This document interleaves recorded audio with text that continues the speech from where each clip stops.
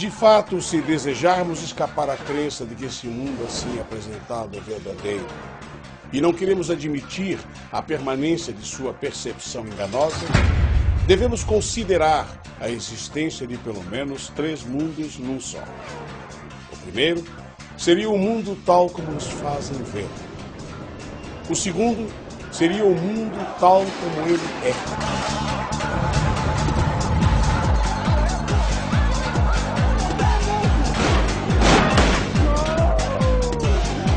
E o terceiro, o mundo como ele pode ser, uma outra globalização. O centro do mundo hoje é o dinheiro, mas o dinheiro no estado puro.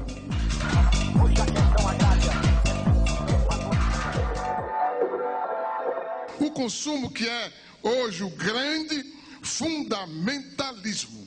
Eu creio que as condições da história atual permitem ver que outra realidade é possível.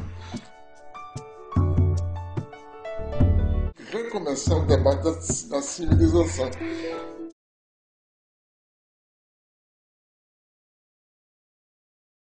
Rather, the intelligence center of the cell is the membrane.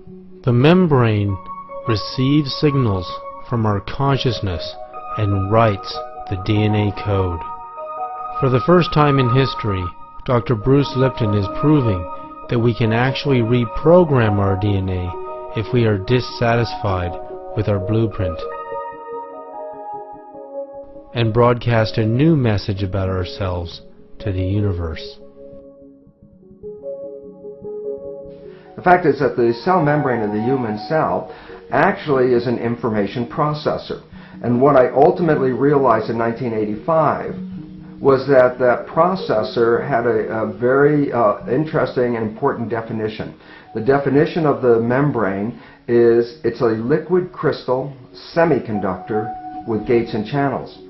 When I recognized this biochemical description in 1985, I was very much amused by it because I said I've heard that exact same definition somewhere else and actually had to go search for where I heard it or found it. And what I saw was I read it in a book called Understanding Your Microprocessor, a simpleton book about how to use a computer.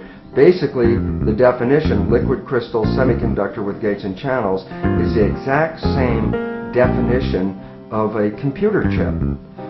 What this all led to was a very simple and yet very profound understanding.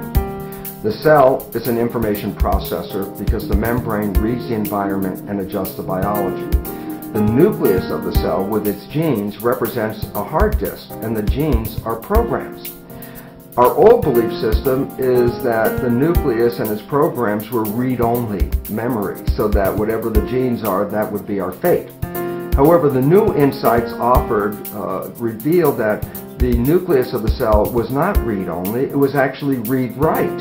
So basically, the cell was a programmable device. You'd put it into an environment, it would read the environment, and then adjust the expression of the genes to match the needs of that environment.